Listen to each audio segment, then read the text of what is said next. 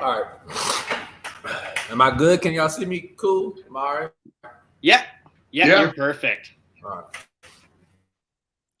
Hello. Oh,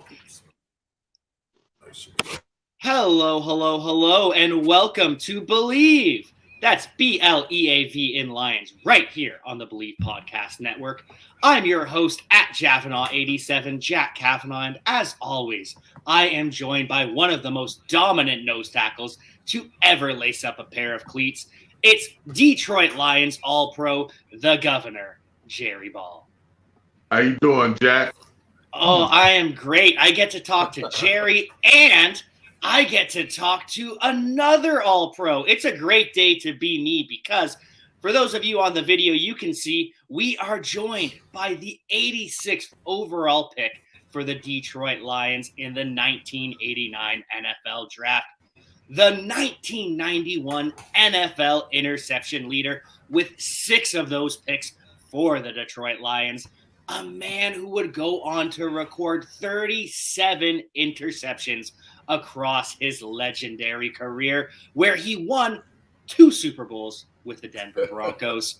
The original hybrid defensive back playing inside, outside, wherever you needed him to go.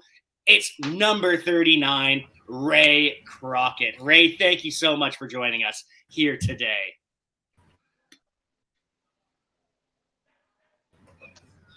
Are you getting a clear signal? You froze for a minute.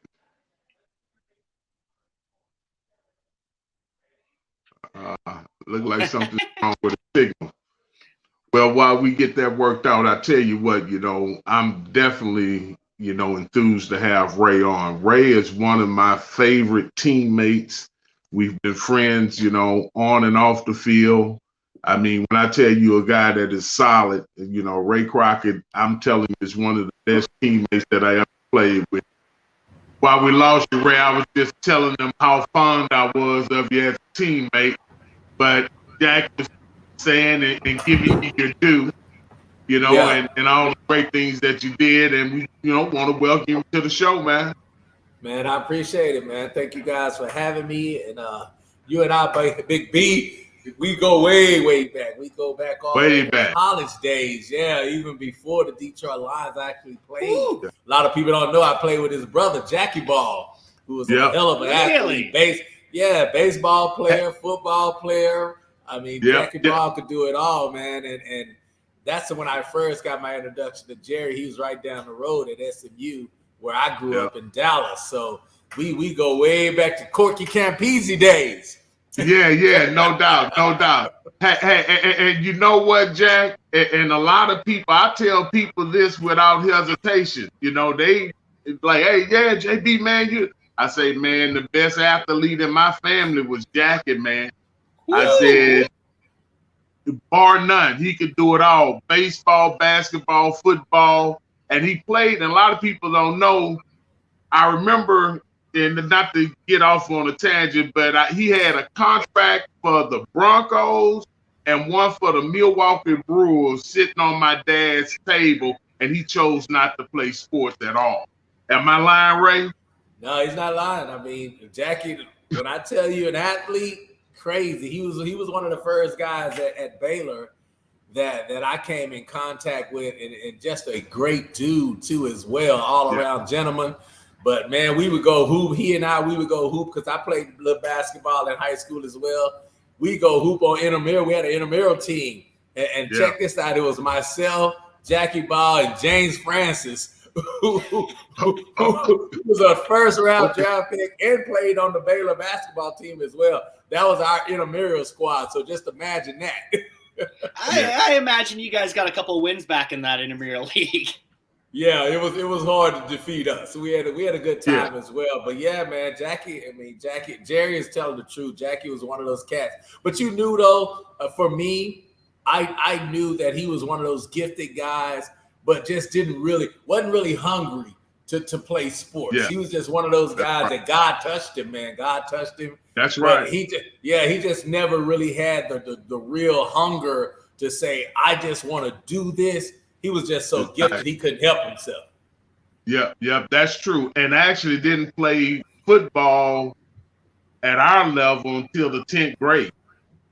You know, that's how, and he was one of those guys that I think really what did it was how my father handled it. My father wanted to push him to do certain things, and the more he pushed him, the more Jackie kind of shunned away from him, you know. Yeah. But long short, let's talk about some of this Bronco and things that's going on with you, Ray, because you know I'm excited to have you on, and then of course at the end we'd like you tell the folks what you've been doing, your businesses.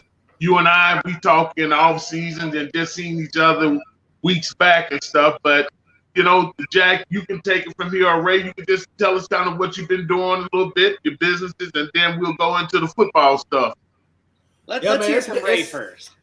Yeah, it's been crazy, man. It's been somewhat of a crazy transition for me, and to be quite frank, I'll just be straight up. And this is not just to pull Jerry because, you know, he's on, look, because it's his show and whatnot. But Jerry is one of the first guys who really got me interested into doing something different outside of football or outside of sport. I was similar to Jackie. I didn't start playing football till my sophomore year in high school, but it was for a different reason.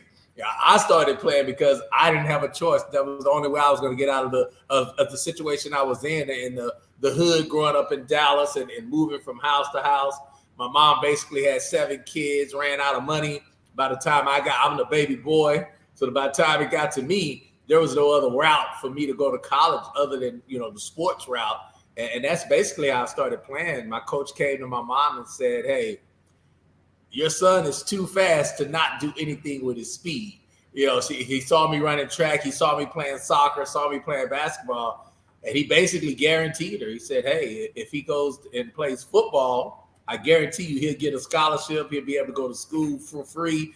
And once my mom, Jerry, you know that, my mom heard free, she was like, oh, yeah, he'll be there tomorrow. He'll be in practice tomorrow. Yeah. So it was one of those things where, you know, I went the other route. Once I got in it, man, I poured every ounce of energy I had, you know, as you can see, as now you probably can't see for the people out there. But I wasn't the biggest guy. When I started playing, I was 5'9", 160, you know, and well, I really was shorter than that. I was 5'5" when I started playing, and I got cut my freshman year. I tried to play at Skyline, moved to sophomore year, grew a couple more inches, ended up being about 5'8", ended up making varsity and all that, and the rest was history. But once I got through college and I got to, you know, being drafted by Detroit, I remember Jerry because I went to SMU on a visit. And I remember this is I don't know if you remember this, Jerry. When I went there, Rod Jones. Rod Jones. Yeah, Rod Jones is from Dallas. I went to SMU on a visit, and I saw Jerry and Rod, and Jerry said, "Hey, bro, don't come here. We're gonna get the death penalty." Oh no, Jerry! I swear to God, no, honestly, you know when. Man, during that time, look, man, we all on ESPN, but there's a lot of things going on that they're keeping out of the public. And you got guys like Ray playing in Dallas, and we see him as a talent. You know, he, Tim Brown, and a whole bunch of guys. And we like, man, look, they don't really need to commit here because they already telling us that they going to kill the program. Yeah. You know? Yeah, so what happens is he make a commitment to us, and then he'll lose the scholarship to Baylor, which was to me was the equivalent to SMU in terms of education. But go ahead, Ray. I didn't. And see, and that's where it all started. I mean, the reason why I brought that story up was because I had trust in Jerry already from college, from that experience, from him being straight up. He could have been like everybody else. Nobody else was telling me that. You know, and Jerry shot me straight, and I ended up going to Baylor, and the rest of history. Ended up being drafted by Detroit. Now I'm drafted with him. So I have trust in him already. So now I go and, you know, Jerry's first thing he did, he takes me to his house after I got drafted. Myself, Barry Sanders, Rodney Peete, Utley, we all got drafted in the same draft, which is a crazy draft. It was a great year, too. Yeah, that 1989 draft. Out of the first 6 picks, 5 of them went to the Hall of Fame. Troy Aikman, Barry Sanders, Troy Aikman, Deion Sanders, Derek Thomas, All those guys were in my draft, just to let you know what kind. Steve Atwater. That was great class, man. Yeah, it was a great class. So Jerry takes me there, and Jerry goes, yo, he said, hey, man, let me tell you about this thing, man. I'm going to show you the ropes. Basically showed me the city. You talking about the governor. He was the mayor when he played. When he played for Detroit, he was already the mayor of Detroit. Everybody loved him, man, and he just took me under his wings. And when I got there, man, it was crazy. And the one thing I found out, and the one thing Jerry told me, I don't know if he remembered this story, we were sitting on his couch back in Detroit, and Jerry was like, look, man, he had a nice house and all that stuff. He was like, you can't feed your family being a backup. He was like, in order to feed your family, you got to be a starter. So you got to start to take this as a business. This is what you do. So I took that to heart, and all I did was football, man, night and day. Then once I became a starter, then he started talking to me about business. You know, the business side of it. Now you're not just a football player, an athlete. Now you are basically your own company. And you have to run it as such. Now you have to start doing some things on the field. And then that's when it all kicked off for me, man. I started doing business. And I already had a business degree from Baylor, which, like Jerry said, was one of the School of Hand Cameras, one of the top business schools in the world, to be honest. So I had that. There. Yeah. So I had that background. So I started to chop into other stuff, man. I got in the restaurant business, got into the sports business, got in finance, and now I run companies. You know, I run my own restaurant. I have about 1, 2, 3. We open up. Look, Jerry, we open up a restaurant next Wednesday by American Airlines. We open up another sports bar. So I have 1, 2, 3, 4, 5, 6, 7 now. So I have 7. I have 7 operations, restaurants, sports bars, lounges that I'm involved with and has some ownership in, and it's been going well. Now, COVID, of course, you know, put us all on our heels for a little bit, but it was one of those things, man. I tell people all the time that in bad situations, you have an opportunity. Some people look at it as an opportunity to die. Some people look at it as an opportunity to grow. And for me, I looked at it as an opportunity to reinvent what we were doing and how we were doing it and make it better. So that's kind of what we did. And it's jumping off right now, JB. You visited one of my spots. It's jumping off. Oh, yeah, no doubt. You know, Ray has a great spot, and what I really loved too was the supper club that's in the back. You know, where, you know, Ray, hey Jack, Ray takes me through the back of the house and stuff. So we going somewhat back in the restaurant, you know, area, and then we hit a hall. Then we hit another hall, and it's like a little foyer area. And I'm looking, I'm like, you can't see out, you can't see in. Then he opened the door, and it's this real, like, I would say, Ocean 11 type bar that's dim lit, all right?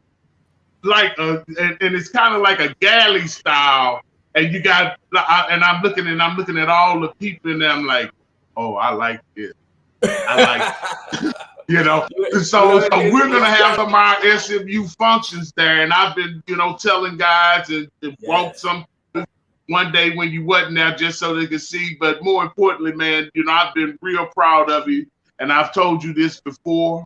And you know what else, Jack? Now, Ray, Jack also likes to kind of put on a tie every show. He be trying to show me up, man. The bow tie. And Jack, let me tell you, now Ray is one of the sharpest dressing guys then and now. He walked in cleaner than the Board of Health, man. I'm telling you. And he still got his young physique too. That's the other thing, Ray. You've kept yourself up real well. Thank you. And I really appreciate that. And it could be inspiration for these younger guys, you know, to learn. And I know you're pulling them in, but to show them how to do it right. And then, you know, Jack and his dressing and stuff, Ray, I'm going to have to show him one time that I can put it on. You got to pop it for it, because let me tell you, when it comes to dressing, I'm not going to even lie. You know, when I went to Detroit, you got to think, this is back in '89. So it was not the contracts that you see these days. It was not the legacy money that these guys are making. Yeah. Jerry, could you imagine, Jerry? Look, could you imagine? Man, could you imagine where we would? Ray, look. Oof. And I'm gonna touch on it once you finish making your statement. Go ahead. Yeah. So Jerry, kind of showed me the ropes when it came to dressing. I was back there dressing out of the mall when I came out. My signing bonus was $100,000, real talk. That was my signing bonus. So for all these people who think that back then, the minute we got into the league, Jerry can attest to this as well. Everybody in my family automatically thought I was a multi-millionaire. As soon as I walked into the NFL, they was like, "Oh, he played in the NFL." I made literally $200,000 my rookie year, $200,000 my rookie year, and everybody expected me to feed them like I was a millionaire already, and it was crazy. So I back in the day had to learn how to dress for less. Yep, me too. Yeah. And so because you learn how to put those styles together at a cheap price and you still made it look good. I stood next to Deion Sanders and Derek Thomas and Broderick Thomas, all of my guys who got drafted in the first round that actually got $1 million signing bonus. I stood right next to them in the club and looked just as good out of Oak Tree, out of the mall. So once I got some money, you couldn't tell me nothing when I got some money, man. Look, the dressing game, it was on. Yes, no doubt. And Jack, and another thing, he also had, everyone don't have this ability. But I used to love that way that Ray would actually take his cars and do some of the aftermarket things like his profiles, his wheels, and things like that. Everyone can't do that. I'm not a person that can do that. I don't see cars the way Ray see it. He can see it. He say, "Hey, I want it like this." And then you look at his vehicles and it's like, "Oh man, those nice." And again, part of his whole persona and style, it fitted. It literally fitted. And you remember that time we were in, you remember when the Super Bowl were in LA, me, you, Dion, Broderick. I got that picture. Yeah. And we went to, I think we went to Prince Club that night. Now that was a wild night. That was wild. Yeah. But anyway, we had some major nights. But man, I'm telling you, that picture was so crazy. Do we still have this picture? I do. I still. I have a book that I have written called Bump and Run, and that picture, Jerry, is in my book of us that night. With is that right? Yeah, it was me, you, Neil Smith, Deion Sanders, Broderick Thomas, Derek. I mean, it was. Yeah. And I know the picture because if I'm not mistaken, you had on black and white. Yep. And Deion had on he had on his big shades leaning in. I remember that picture. Yeah, I remember that picture because I remember that night. Everybody was they used to have these terms and stuff, and you'll probably pick up on this, Jack, and they still do these days. But they had a term called official, like a referee, and I had on a black and white suit like a referee. I was clean, looking fly. Ooh, yeah, man. So that was the days. But you know what? I actually learned that from my pops. My pops used to take his cars, and he always wore suits. And he used to always tell me, he'd say, "Look, man, you got to dress from the feet up." So he would say, like on his car, if your car don't have feet, that's your rims and tires. If your car don't have no shoes on it, then your car ain't right. So he would take the rims and tires, the inside, and then the outside. So it's just like a suit. You take the shoes. It's the details. It's the details, man. It's a little And the way you explaining it now, I'm like, okay, it's the details of it. It's all about the details, man. And that's kind of how you were with me in business. And when Jerry used to tell me about businesses, and I used to go around, I got to meet the mayor of Detroit, hanging out with Jerry, meeting different, operators of restaurants and different businesses. That's all they talked about was the details. So because I was already ingrained in that from growing, business became something that I really, migrated to, because it's the little details that you take care of, the people that serve and the cooks and stuff. That's what makes a good business. So that's kind of how I look at my businesses today. I go from inside out. As my pops used to say, I kind of start with the feet. you know what, Ray, and you touching on something, and Jack and I, we kind of take a time and talk social issues and things like that. One of the things that I think that you can truly attest to is this misconception about athletes being, I'm not going to say dumb, but ignorant. Right. And not having success after ball because they hear those small percentages of guys that don't, you know, and you know, a lot of times people think it's the player. Sometimes it's their manager. You know, you could be getting churned by your broker, or you could get caught up in the Madoffs, because we've had some Joe Montana and those guys got caught up in that. So I got caught up in one. I mean, I'll be honest. There was a guy, and what you're alluding to, Jerry, is true. Here's the thing. As an athlete, you have your agent. You have sometimes your financial advisor as well, which are different. People think they're one and the same. They're not. And then some people also have a manager as well. And I had those things. And for me, I ended up in a hedge fund. The guy, I don't know if you remember this guy, but it was a guy out of Atlanta. And myself, Terrell Davis, Rod Smith. I do remember that. Yeah, the guy. He was a Harvard grad. I think the guy name was Tank. Yeah, a Harvard grad and all this stuff. And I remember that. I got in that, man. I lost a couple of million in that Ponzi scheme as well. So what that taught me, and here's the thing, is it's like you said, Jerry, you hear about all the horror stories, but you don't hear about the good stuff, because what happens is that people that are doing the good things and people that have the good businesses, back when we came out and the way we came up, it was never glorified. It was never glorified because that's not what they wanted to show. They wanted to show the other side because it was the fear factor of trying to keep guys. And this is the NFL too.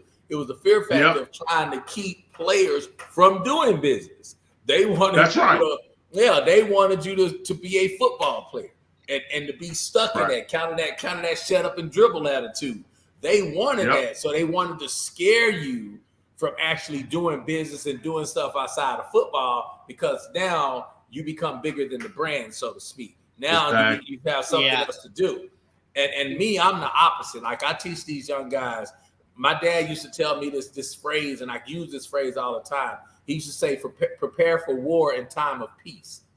And that's because we had a bunch of people in our families that was in the military. My brother actually died a Marine, God rest his soul. But so I took that into heart. I didn't understand what it meant at first.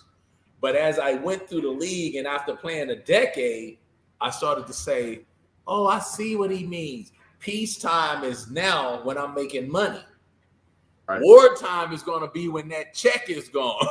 Now you at war, because you got to find something else to do. So what I started doing, I started reading. I started reading books about restaurants. I started reading books about business. I started reading books about insurance. I have my insurance license now. I have my real estate license. I started to take all of those classes while I was playing, when I didn't need to invest. The biggest mistake I made, Jerry, was listening to my financial advisor and listening to my manager tell me, hey, you shouldn't just be sitting on all this cash. You got multi-million dollars in the bank. You shouldn't just be sitting on all this cash. It needs to be working. That's not true. It needs to be working when you know how to work it. Exactly. When you don't know how to work it, it's fine sitting there. That's right. That's right. Let it sit. That's a nugget right there. Yeah.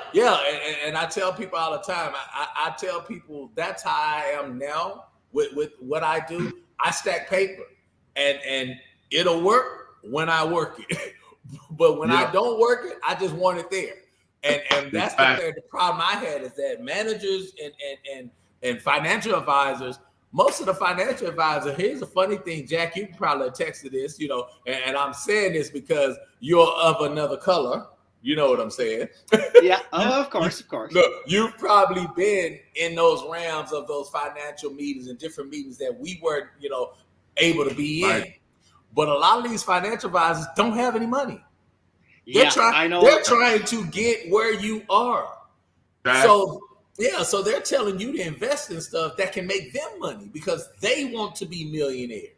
So that's the mistake that I made, was listening to my financial advisor, putting me in different stuff that was getting him the most money as well, but it was super risky for me. Yeah.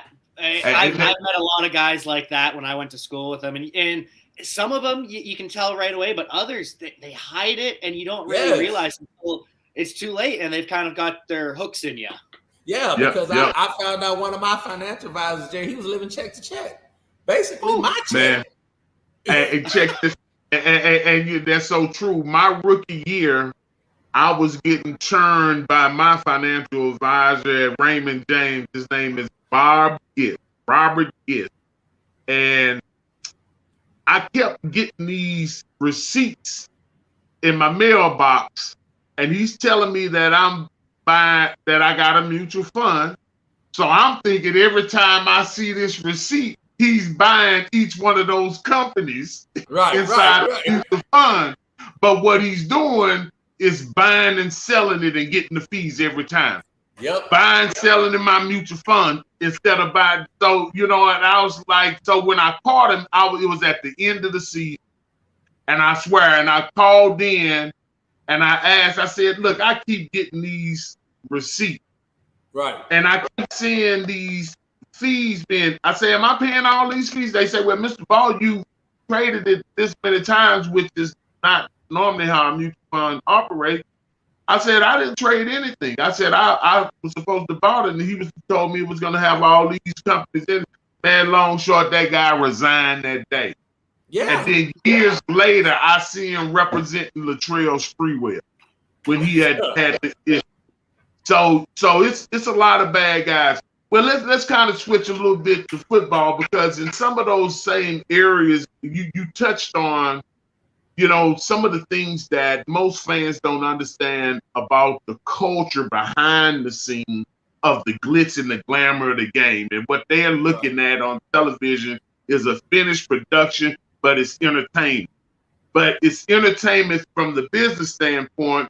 But for the player, we're out there competing because, one, it's what we do, it's how we earn our living. But we don't have the politics from play to play. It's whoop that man ass or get your ass whipped. All right? Exactly. But so you got that threat, but then you have to go back and fight your management for basic treatment and humanity things that would be common sense. And one of the things that I want to touch, and I'm not trying to, jump on the lines and dog them, but they're, Ray, they hadn't won a playoff game since '91. And I say that the reason why is because the Lions don't have the humility of atonement for any of the things that they've done and the way that they've mistreated their players. When we were there and Russ Thomas to Chuck Smith were the general managers, that the Lions and Mr. Ford, and I've talked a little bit about this, and I had enough relationship where I could tell him some things and make some changes, but the day-to-day environment that was there, how the GMs, because they favored guys that really were marginal players and shouldn't have been on the team, they would keep them on the team. And then over here, a guy that is, a baller, and we know we need him on the team, he'll be the one that they let go. And we're looking like, hold on, son, this isn't based on production. This is based on they want him on the team and they don't want him. And typically, and Ray, again, I'm not trying to characterize it any other way, but a lot of the times, in a large percentages of the times, it would be guys that were either from Michigan that were on the team, and then, Michigan or Ohio. Michigan or Ohio. Michigan or Ohio. That's how I'll say. That's a good way of saying it. Yeah. Now, and in that, Ray, we've talked a little bit about, the culture of winning, because I played on 4 different teams. And I didn't win a Super Bowl, but with the Vikings, which I felt was probably the most competitive team that I was on, that could, that 15-1 year, Right. We got to the championship game. But in that environment, what's being cultivated, versus what was happening with us and how we turned it around. I've even told Jack and the fans about us having to form a committee during the time, because there was so much stuff going on that we had to take it out of the administration and we make the decision as a team, because they were jacking it up, because they really playing racist politics. Right. Inside of. Here's the first part about that, Jerry, and you have to call a spade a spade. Here's what I learned. I played a decade and a half, and I was fortunate enough to be on the Lions, which, and we'll talk about that in a minute. But then I went to the Broncos and then to the Chiefs, where you're talking about three different types of mindsets of organizations. Very much so. And when you're talking about an organization, I look at it just like I look at my businesses. Businesses are one from top to bottom. And that means from the top, you have to have the humanity and the humility to know that everybody that comes under me have to be treated with respect, have to be treated right, and have to be paid right as well in order for things to come back positive. The Lions, here's the problem with the Lions, and what I realized once I left. Now, once I was in the organization, it was hard to realize, because you're struggling. You're just trying to get paid. You're trying to get paid what you work, and you're trying to get things done correctly. You're trying to get treated fairly. Right. You're trying to get, like you said, get treated like a human. But the Lions, they are in the car business. The Fords are in the car business. The Lions wasn't a hobby. The Lions was a tax write-off for them. So with that being said, when the Fords first acquired the Lions, they didn't look at it as this is what we're trying to build a championship team. They looked at it as we have a tax write-off, so we're going to put as much as we need to put over there to continue for it to be a top-level tax write-off. So they treated the Lions like they treated their car business. It was like an assembly line. And the reason why I say this, Jerry, here's the funny part. I remember going to Chuck Smith's office one time. I went in my first year. I played a lot. My next year, I became a starter. My third year, I was all pro. I was on a 4-year deal. At that point, I'm like, look, I'm all pro. I'm not going to make $200,000, $250 and play. So I went and talked to Chuck Smith. He had a board in his office of how he paid guys. And he pointed at the board. He said, that's the highest money you can make. I was like, but what about the corners over there? Dion and this guy and this guy and this. Well, this is the highest you're going to make with us. That's the highest we're going to pay. So they treated it just like they treated the car business. Your GM makes this, your manager makes this, your assembly line, your first and your A-level assembly line make this, your set. That's how they treated it. So they treated it as a business and not how you should treat an organization when you're trying to build a champ. Now, when I went to the Broncos, Mr. Bolden, that was his business. The Broncos was his business. Even though he made money in oil and gas and all that, he was there day to day. The Fords, they weren't there day to day operations to see that. Al Davis. Yeah, somebody relayed those messages to the Fords and said, hey, so when it came from Chuck Smith to the Fords, Chuck Smith was, they're good. They're okay. Yeah, people bullshit. They're just grumbling. They're just, as they say. But these players are happy. Don't worry about these grumpy players. These guys are happy. It's okay. This guy, you see, Jerry Ball might be upset, but Chris Pittman is happy as can be. So exactly. Yeah. So when you take that comparison, the Fords start to look at, these are just some high sedity athletes who want to be pampered, this, that, and the other. Man, I never forget the one time I went into the trainer, the equipment room, and wanted another jock. Yes, Jack, I'm talking about a jock. I wanted another jock. The dude told me to get out of there. I couldn't even get another. My jock, I mean, literally, the jock was damn near falling off of me. I was like, hey, man, can I get another job? I'm talking about $1 job. He didn't even want to give me another job. That's how the Lions treated the organization. It was so tight because they gave the equipment managers a certain amount of money. That's all they could spend for the year. You know, everybody was on this tight budget that, like Jerry said, we as players, the only way we won the number of games we won when we were there and won the 2 championships, won the NFC, those 2 times was because we as players, the Lions were fortunate enough to bring in winners. Yes. Barry Sanders, myself, Rodney Peete, Jerry Ball, Herman Moore. You start bringing in these guys who Benny Blades. Who were accustomed to winning. We didn't want to continually get our ass kicked. So we turned it around. Exactly. But and Wayne, luckily they had a coach in Wayne Funks who let us do our thing. I mean, that's right. That's right. Yeah, if it wasn't for that, man, that's why Detroit has struggled so much, because you actually have to have a very, very strong mentality to erase all of the negativity, or you fall into the prey of just playing for your check. And that's what we didn't do. We as players. That's right. But then when I left Detroit, man, let me tell you, Jerry, when I left Detroit, I knew the difference between a winning organization and a losing organization, and a losing mentality organization. Right.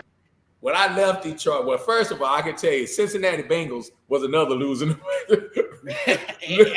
organization. It's starting to turn now. But they've been, but Brown, he been operating the Bengals like the Lions was operating. Ain't paying the players, keeping everything cost down. So but go ahead. Yeah, the reason why I say that is because I went to Cincinnati I was a free agent. On my free agent visit, I went to Cincinnati. And Cincinnati, when I sit there and listen to the coach and listen to the GM, I swear, Jerry, it sounds just like the Lions. Sounds just like the Lions. Everything the Lions said there, and I'm sitting there, and they offered me a pretty decent, contract at the time. And I'm sitting there going, Lord have mercy, I don't want to do this. And just at the right time, my agent called. He said, hey, Ray, leave the office. When you leave the office, go back to your hotel. I got a call for you. I go back to the hotel. I forgot what story I made up, but I went back to the hotel, and they was like, we were supposed to go visit the facilities and all this stuff. I'd already seen part of Cincinnati. I really didn't want to be there. I get back. It's Mr. Bowling on the line. Mr. Bowling. Not the GM. Right. Not the coach. It's Mr. Bowling. Yeah. I talked to Mr. Bowling. He said, Ray, where are you right now? I said, I'm in Cincinnati, sir. They just offered me. He said, I don't give a damn what they offered you. I got a flight for you at the airport. Get out of there right now. Pack your bag. I said, what do you want me to tell you? He said, I don't care what you tell them, but you're going to be a Bronco. Dude, I packed up and left. I land. Mr. Bowling is at the airport. John Elway, the head coach, Wade Phillips. Dude, the air, I mean, when I landed in Denver, Jerry, it's like you just breathe. You was like, right. This is a winning organization. Like, they knew. Right on. They care. Right off the bat, they care about you, man. From day one, they walked me through. They was like, hey, at the time, at the time I wasn't married, but I was about to get married. I actually went to the Broncos. I was getting married the next week. I went to the Broncos. They flew me to Jamaica on private plane. I mean, back then they was doing stuff, Right. And that's how you knew that they wanted to be a winner. They was like, you are the missing piece. They was like, so it doesn't matter. We're going to get guys, which is what I never heard, the Bengals or the Lions say. I never heard the Lions say, we are going to get whoever we need to get to take us to the top. We go to the NFC Championship game and they let 2 or 3 starters go. Yeah. Yeah. I'm like, what? Instead of you adding on to a team that's already almost there, you let guys go. The Broncos would never do that. And that's how you knew right then that this is a culture who's worried about the bottom line. And the bottom line in Detroit was let's make sure we keep everything here. We don't want to go over this level right here in cost. I don't care what it is, whether it's buying an extra jock or paying an extra player. We don't want to go over this level in your cost. And that's where the Broncos, Mr. Bowler would have went broke to win the championship. I mean, and you know what? Ray, and you're so right, because that was how the Raiders were. You know, every week we flying on DC-10s, and if we going across country, we on a 747. No expense to make sure the players don't have nothing that will impede them from being able to perform. And here's the other thing, which I want to go back to that you stated. You know, when you as an athlete feel that you're wanted, you hadn't even performed a down for the Broncos. Not one play. And they made you feel like you were wanted. They wanted you there. Whereas here you put your blood, sweat, and tears into the lines, and you know the extra work. Like when we would practice, Ray, you remember how we would practice? And it didn't matter if the running back ran 40 yards down the field. Everybody on the defense, every lineman, every DB, we all ran to that man until the last man got there. And it didn't matter if he had to come from the end zone, because we set a standard. And we're setting those types. We set that. We did that. Players, yes. Exactly. That wasn't a coach thing. That was something that we decided. That's right. We don't. We gonna elevate the play. Yes, we gonna elevate. And so it's like, and then if we wasn't, and this is practice, Jack. So when we got to the game, we expected to see everybody running to the ball. Everybody, and we would have 6, 7, 8 guys around the ball when they getting tackled. I remember one time though, just going to, and not trying to disparage anyone's legacy, but you know, there were times when we would be in a situation as a defense, and you know, one of the players that you know is a great player for the Lions, it was Chris Field. But I remember, you know, how things would be, and you know, it was almost like Chuck and Chris was trying to dictate to the team how the team should be, which would make everyone do the things. And Chris really wasn't a part of the team because he was isolated with Chuck, and people would never believe that because of how the Lions report who Chris is to the Lions. Really? Of course, I had no idea. But I'm gonna give one example that is the true telltale. Do you remember on third down, Ray?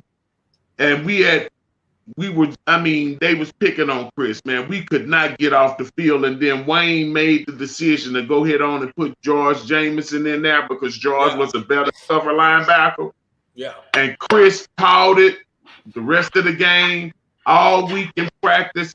By the next time, Chris then pouted his way back on the third, on the nickel defense.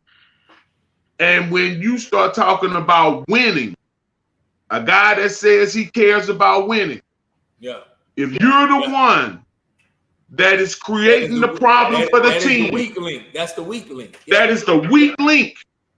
And you choose to go on the field knowing you the weak link instead of coming off for the betterment of the team. That's one of the reasons why the Lions will never win a championship as long as they allow that bullshit to go on. And see, and I can say it because Chris' job depended on me. I was the one taking on those 2 blockers and allowing him to run freely to make those tackles. And I can say it. Others may not, but I can say it. But I'm also pointing to that third down situation because we would have a team locked down. And we can't get off the field. It'll be 3rd and 7, 3rd and 9, 3rd and 13. And Chris will make the tackle after they didn't caught the ball for the first down. So I'm just pointing that out. And it was because Chuck was supporting things like that. The GM is dictating Dwayne, like, hey, well, we don't want Chris to be upset. Da, da, da, da. Well, hold on. Are we trying to win? That's the difference. That's the difference. When I got to Denver, I knew the difference between the organization and how it's run. Like I said, when you look at an NFL or NBA or whatever sports organization you look at, you have to understand that there's from top to bottom, there's your owner, then there's your team president, there's your GM, there's your coach, then there's your players. That's the succession that it goes in. Well, if you do not allow your coach who's in the day-to-day, know the play-to-play and know the players, if you don't allow that coach to make the most important decisions about who plays, when, where, and how, then you're going to struggle because the GM has a different mindset and has a different attitude as to why things go on. And that's what I learned quickly in Denver. When I got to Denver, Wade Phillips told me right off the bat, this is what we're going to do. He was like, we don't want to run cover 2 anymore. We're bringing you here because of your aggressive man-to-man style, because you're a bump and run corner. And we've been to 3 Super Bowls and basically got blown out because we're too soft and too passive on defense. We got to change that attitude. Well, the minute I got there, like Jerry said, one, they showed me that I was wanted. They showed me that I was appreciated already for what I had done, which Detroit didn't do that. When I went in there with Detroit, like I said, even though it was free agency, and this is what really happened with Detroit. A lot of people don't understand this part of it. When there was a salary cap and there was no free agency, Detroit could build a decent team like us because we couldn't go anywhere. We couldn't go anywhere. So they kind of had us, you know what I'm saying? They had us on those levels. So that's why from 89, 90, 91, 92, 93, Detroit won games. But the minute free agency hit and you actually had to compete with other teams for player services, Detroit ain't winning no games because they're not going to put their checkbook behind what they say they want. Yeah, when other teams would. Detroit offered me almost $1 million less than the Broncos offered me. What? Yeah. Like, and you know what else is true about that, Ray? Is that they have the same salary cap as the other team. All right. And then, Ray, you remember the time that they would let Benny hold out and then they came back and signed his backup for more than him? Yeah. You know, a guy that's been that type of player for you, that's never left, is loyal and all that, you will sign the backup. But see, that's the mindset. That's the type. And that's why I said that's the mindset of an organization. The mindset of an organization is not supposed to be, if this guy doesn't want to accept what I am offering, I'll sign his backup. That should be the mindset of a winning organization. That's right. When I got to the Broncos and we, long story short, we won the first Super Bowl. I was a free agent after the first Super Bowl, right? I was a free agent after the first Super Bowl. I was one of the top corners at the time. And look, Mike Shanahan came to me the day after the Super Bowl and said, let's go. Let's get you locked up because you ain't going nowhere. Period. Yeah. He's like, you're not going to even touch the market. I didn't even go on the free agent market. He was like, I'm not going to even let you touch the market. That's when you know a coach who understands what guy I need to win with and what I need to do to get him. And you would never feel that. You would never feel that. And the thing that really would confirm and validate it more than anything, since free agency, you cannot state one premier athlete that they've signed in free agency that has existed in the last 20 years. Not one. In 20 years, you can't muster up to go get somebody to replace Calvin when he retired, or go get a lineman for Barry. They go get Bill Fraley, but Bill Fraley was in his 14th year. I'm talking about go out and pay for a player. Yeah, probably the top guy they signed off the street was Golden Tate, and even then he was a great player, but not a. Golden Tate when Golden was there, he was my favorite player on the Detroit Lions, but he was not marquee. No, he's not Calvin Johnson. You know, he was just a good receiver. Yeah, you know. But see, that's a problem that people have already. They understand. And it's one of the hardest things, like we just spoke about. We alluded to the Bengals, Cincinnati Bengals, even though they're getting better. But it's hard to shed that negative light that all the players have taught. You can best believe. You look at in the Super Bowl, the second Super Bowl, William White, who was a starting safety with me at the Lions, was on the Falcons.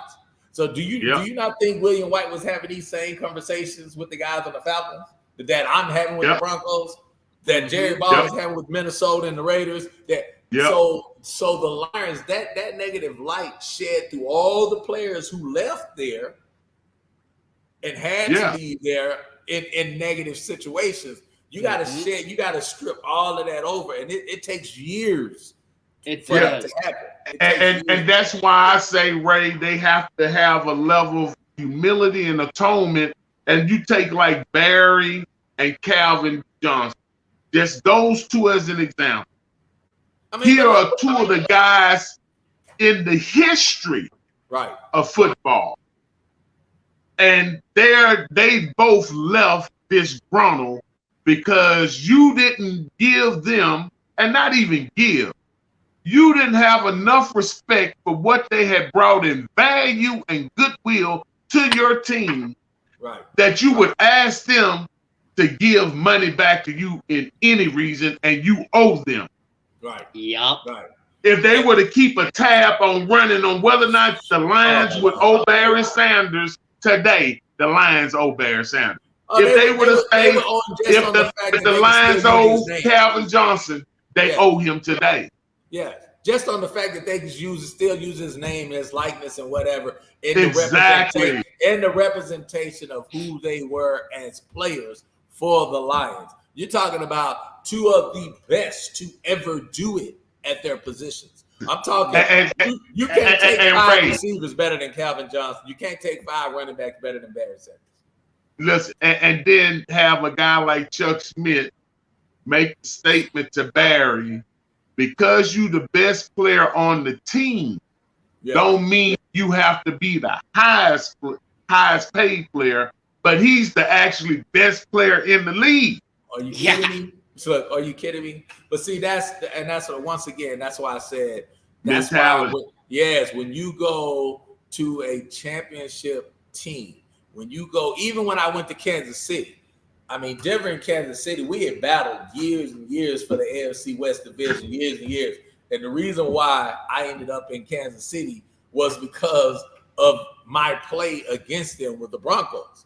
The minute I became a free agent, my defensive coordinator went to Kansas City, and Dick Vermeil was like, "Go get ready, go." and this is what he said. And here's the thing. This is what Barry is talking about. I mean, what Jerry is talking about, what he alluded to just now. I had tore my hamstring my 12th year, right, with the Broncos, and I didn't want to be a player coach at the time, right? That's what Shanahan had brought me this deal. He was like, "Look, Ray, with your mind, you're so, you're so equipped to be a coach. I want you to do this and do it." And I didn't really want to do it. This is what Dick Vermeil told me. Dick Vermeil said, "Look, Ray, you may not have the juice that you had in those years because, you're getting up there in age and you're coming off for injury or whatnot, but I'm going to pay you anyway. I'm going to pay you because I know what your mentality is going to bring to these younger guys with the Chiefs. Right. I'm going to give you $3 million. Like I was making $3 million a year at the time, which doesn't sound like a lot now, but that was a lot of money back then. A lot of money. Yeah. He was like, a lot of money. Yeah, he was like, "I'm gonna give you." He said, "I'm gonna give you a 3-year, $9 million deal. So you earn the same $3 million you was gonna earn with the Broncos here, but this is what I'm paying you for." He understood it. He wasn't paying me to be a starter. He was like, when we need you to start, I want you to start. But for the most part, I want the mentality. I want the championship mentality that's inside of you and your mind to come out. And that's the Lions would never pay for that. Yeah, they don't want that. They don't want a strong-minded player like that, because what happens is it transfers to too much goodwill and value. And you exactly right, because that's how my career got extended, right? Being a player coach for the Vikings. Then in them they had young linemen, and he wanted me to groom them up and kind of little stability, because I was old man. But it was those exact things. Well, I know we took a lot of time talking about these. Let's talk a little bit about, where both teams are. The Lions has had some struggles this year. Coach Campbell, is, a raw type guy, and, they've had some close games. The offense has struggled a little bit. And then you have the defense, our boy Aaron Glenn, though, I ain't lying, Ray, he's been doing the job, man. He has definitely been keeping the game from getting out of hand. But going face the Broncos is similar in those same ways, where the defense is playing solid, but the offense is still trying to figure their quarterback out and getting moving and stuff. When you're looking at both of these teams and stuff, what do you see will be the deciding factor this week? And if you can give us an assessment of the Lions, do share. Right. Well, here's the thing, and I'm glad you mentioned Aaron Glenn, because he's a great friend of mine. He and I, we trained together the whole time, both of us in the league. He's in Houston. He actually moved to South Lake in Dallas, where I live. So I'm very familiar with him and Campbell as well. He lived in South Lake too. Dan Campbell did. So I'm familiar with the coaching staff. Anthony Lynn, who's a guy I played against in college and played with on the Broncos. I'm familiar with I'm familiar with a bunch of guys that are involved with the Lions.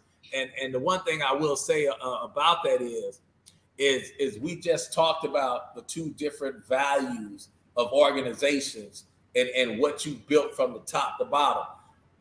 That's the difference in why the Broncos right now are a 500 team and the Lions can barely find a win. Because when you have a mindset that has been gone on for so long, that when you have a downfall, it's a real downfall. It's a 0-16 year, which the Lions have had.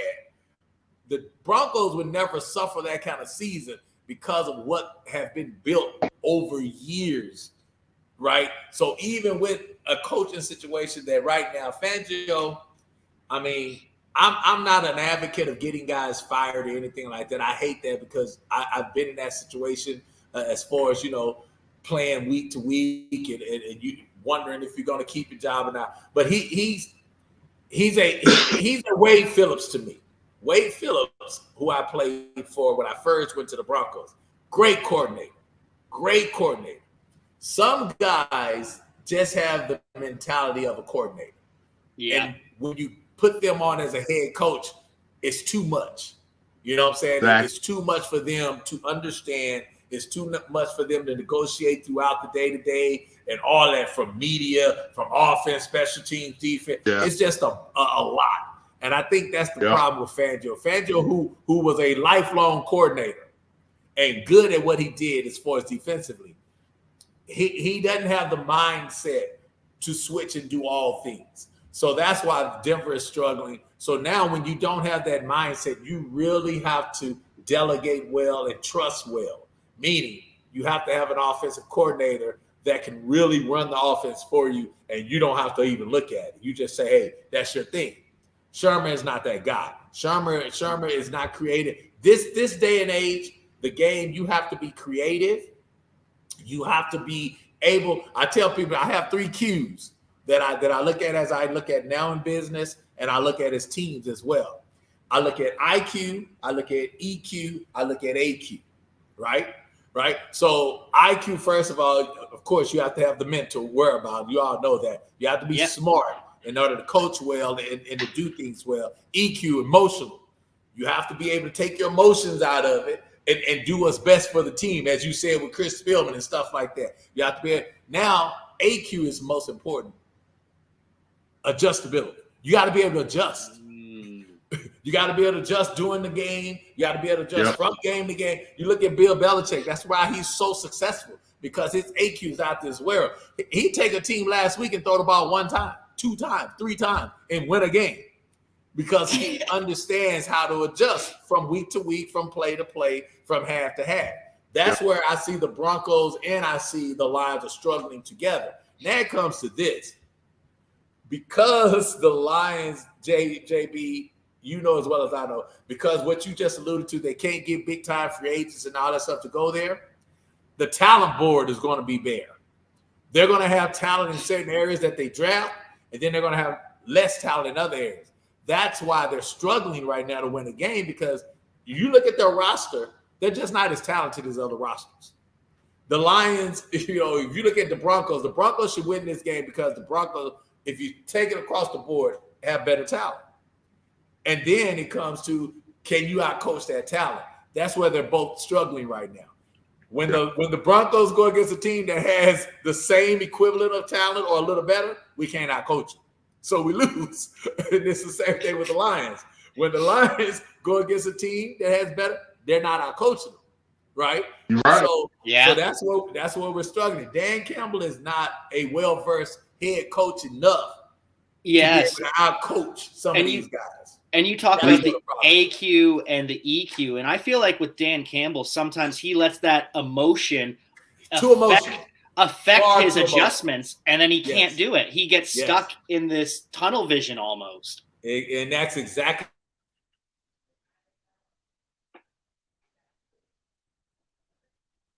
You got to be able to work together, pull your emotion out and adjust however it needs to be done. And that's where Fangio is. Look at us, Jerry. I'm looking at the Broncos. We've lost 3 or 4 games, right? And in that 3 or 4 games, I'm listening to the sports writers and everything asking Fangio, I'm not going to change anything. What? What the hell did you say? We had a 3-game losing streak. Something needs to change. You may not say exactly what you're going to change, but something needs to change.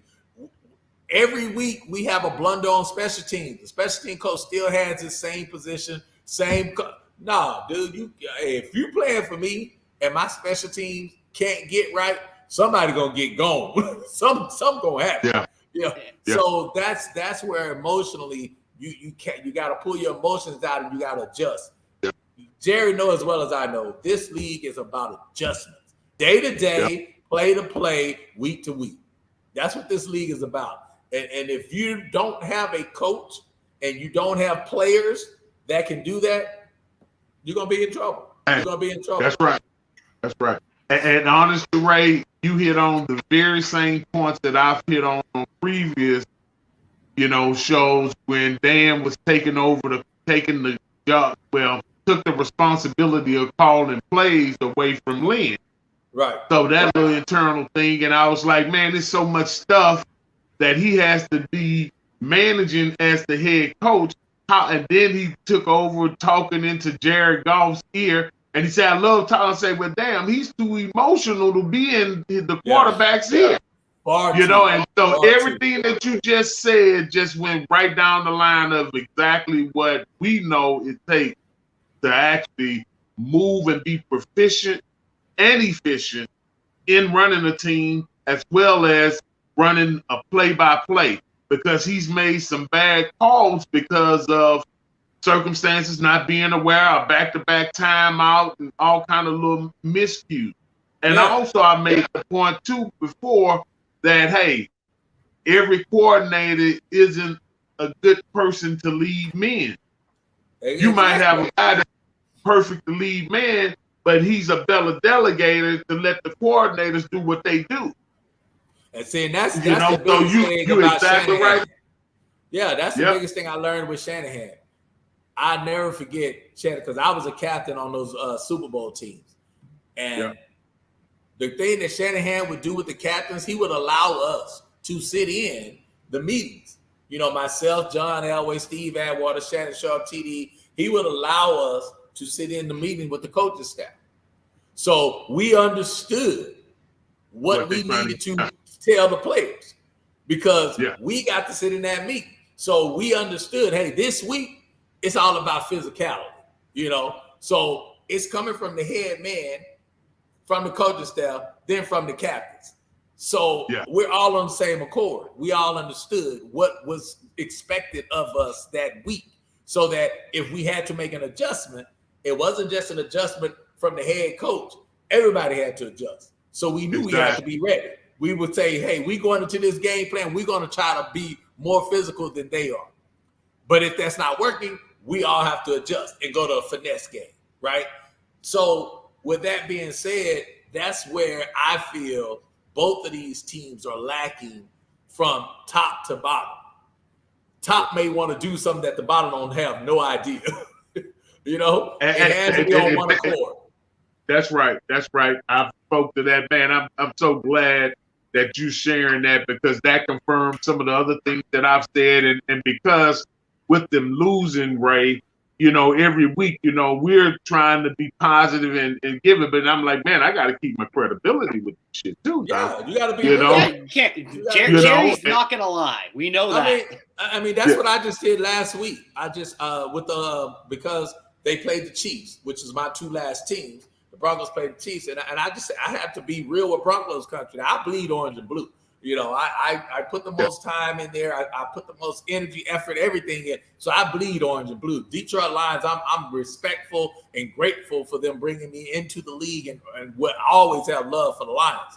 But as you can hear, I always have a discord with the Lions because I understand what that organization was about. It just wasn't right. It just wasn't right for the players. Yeah. Not gonna harp on it, but it wasn't right. But and like Jerry said, it takes a lot to atone for that. But Jerry puts it in the in the sense that he loves the Lions more than the Lions love him. Sorry to cut you off. Exactly. But that's true. It sounds like the case for you too. That's exactly true. That is exactly true. And that's the sad part about it. And that's the sad part for Barry and for Calvin Johnson as well. They both love the Lions more than the Lions love them. It shows.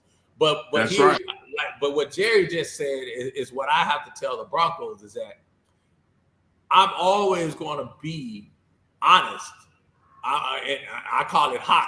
I'm going to be honest, open, and transparent about what I'm feeling and what I'm thinking about the team. Yep. And that goes to my credibility. And right now, we're just not good enough for the elite teams. We can sneak up on the Cowboys when they're not expecting us to do this and they're not playing well and a lot of things go our way and we can get a win.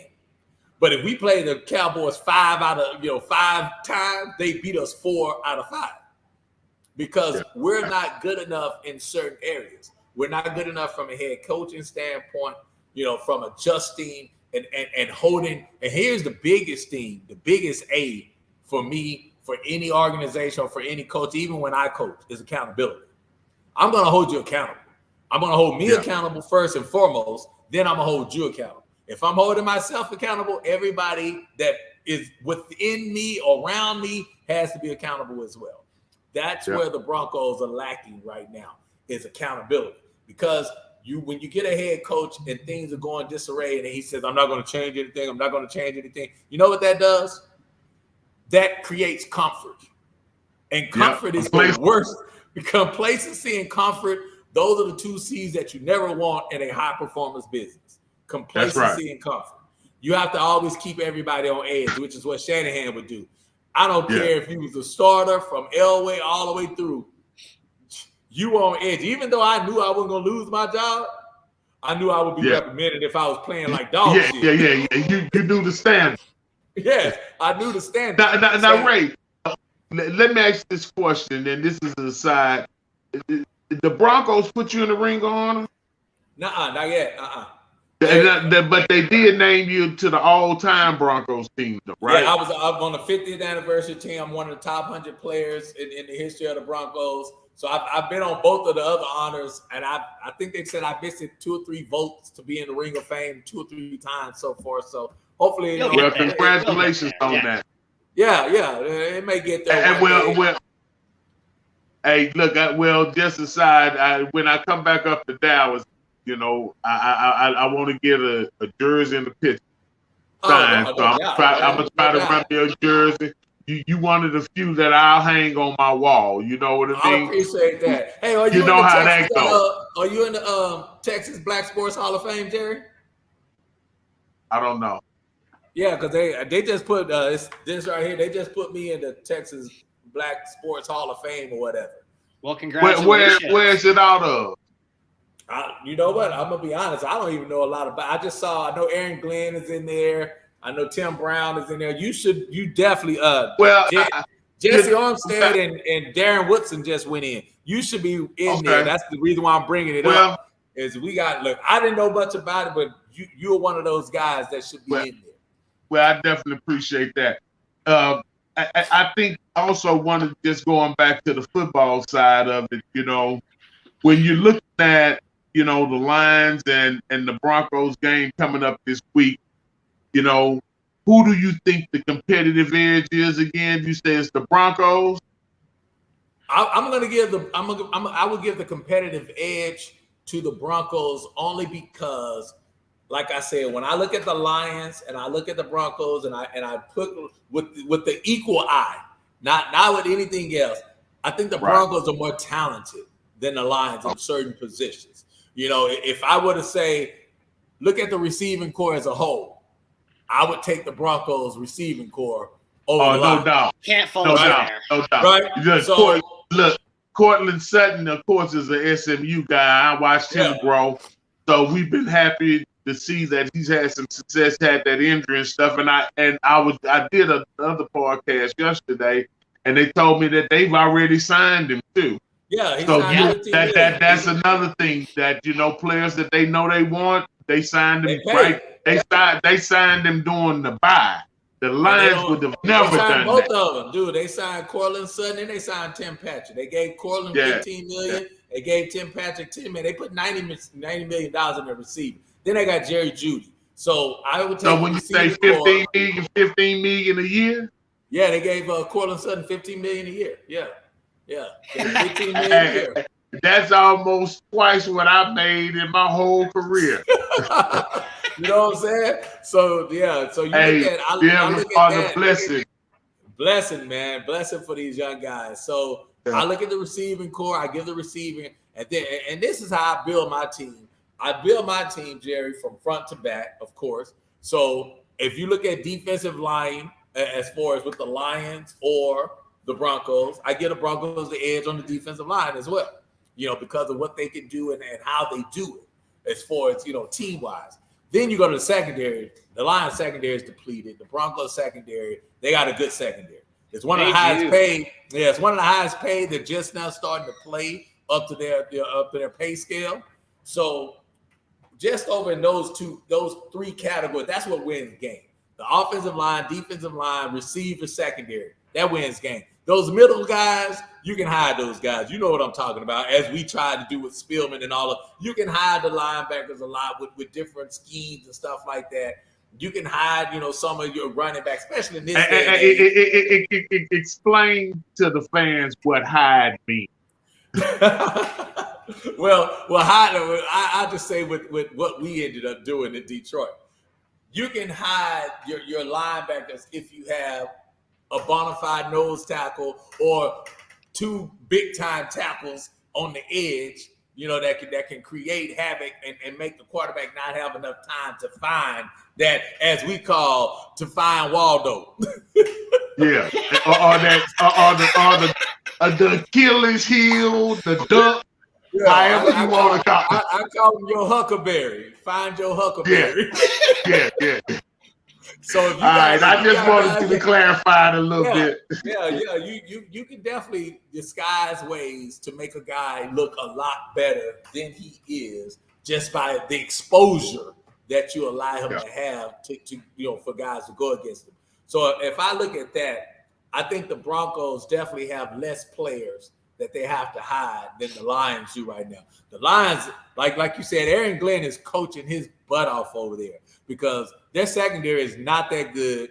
And if put on an island, those guys will be in trouble. and Aaron is finding ways to play, different, sexy zones and stuff so that he can hide some of those players, inability as far as to cover man to man. But eventually, those things do shows up. Yeah, it shows up. And let me just make sure that I give some balance and let you know that I think that offensive line that the Lions have now, they're getting their steam back because we had a couple and they wasn't working together. Well, they were working together, but it wasn't the best foot forward. Now, if we had Swift and he was healthy, I would tell you we would probably dominate your defensive line because your guys are kind of like they real athletic. Right. Well, here's the thing: you have to scheme those guys, and that's the exactly. Thing. Chubb is not playing to his ability. Bradley Chubb, he's not playing the first round ability. He's coming off of injury, and we're kind of treating him kind of like a Chris Spielman right now. Yeah, he's not. Yeah, well, here's what is being done with Detroit. They running that double tight end. Right. So he's trying to go to pound time. Yeah. So that's why I would say, with the formation or the personnel that they're presenting, for those real fluid type linemen, unless they're schemed into the right shit, they just trying to come straight off. And that's the thing that he's done since calling those plays. But anyway, but see, that's the thing though, also, Jerry, with Denver. The thing that I like about Denver when they get up against guys like that who doesn't adjust well, that's the one thing that Fangio can do because he's a defensive-minded guy. He comes up with a lot of exotic run blitzes. Like people think that he blitzes for the pass. He actually blitzes because he understands what we're lacking up front. Exactly. So he does a lot of exotic run blitzes. Okay. I feel you. Well, Jack, what else you got? Well, the Broncos are favored by 7.5 points, according to our friends over at betonline.ag. And I don't know about that. The Lions are 8-4 against the spread this year, 5-1 in their last 6 games. So I think this is at most a field goal game, either side. Yeah. I do think the Lions get the victory, though. I got to roll with the home team. You think so? But here's the thing, though. Here's the thing with the Lions that I think is going to be a big telltale of the game as well is what I've seen from the Lions on grass, I don't like. Like the Lions play better on turf than they do on grass. So you go into the elements in Denver, it's supposed to be a little windy this week. Goff is not a great thrower of the football as far as arm velocity and things of that nature.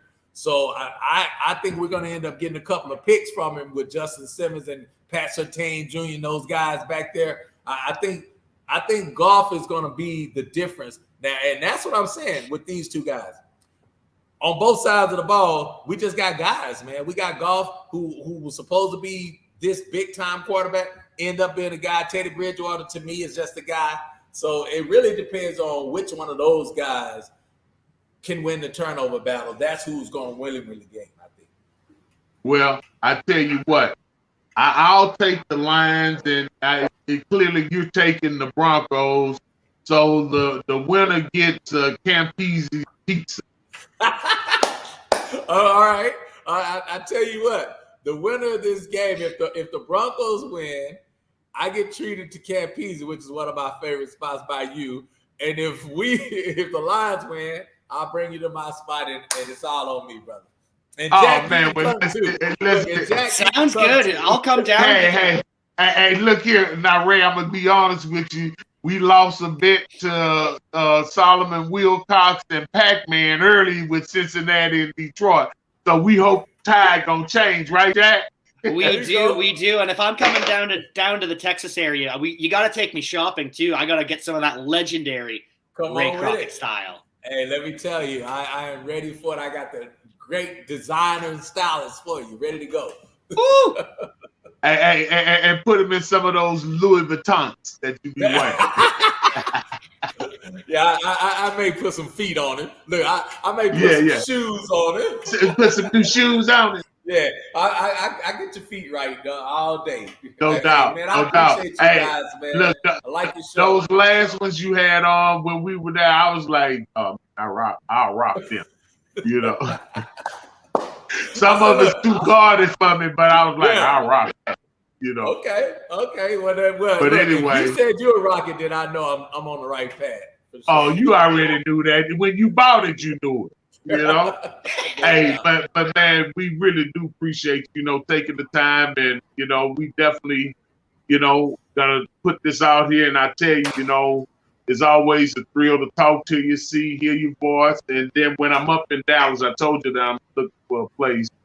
Yes, to come up there and be up there more. I've already started making progression on a couple business opportunities, and I'll talk with you offline on that. But man, I love you, brother.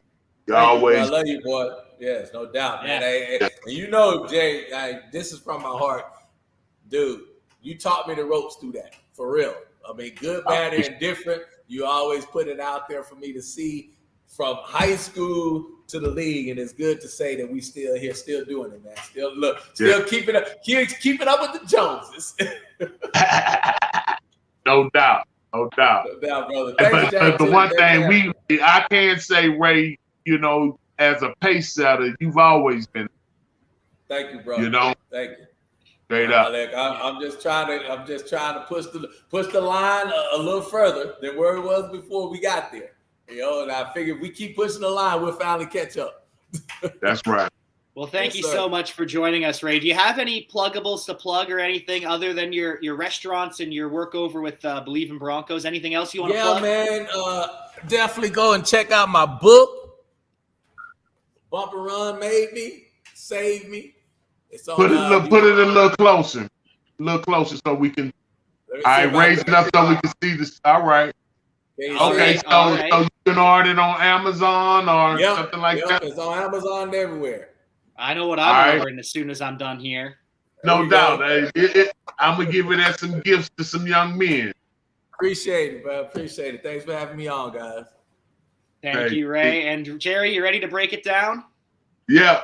Now, Ray, you're going to have to suffer through this because this actually has nothing to do with you Broncos and stuff, but 1, 2, 3. We believe. Peace.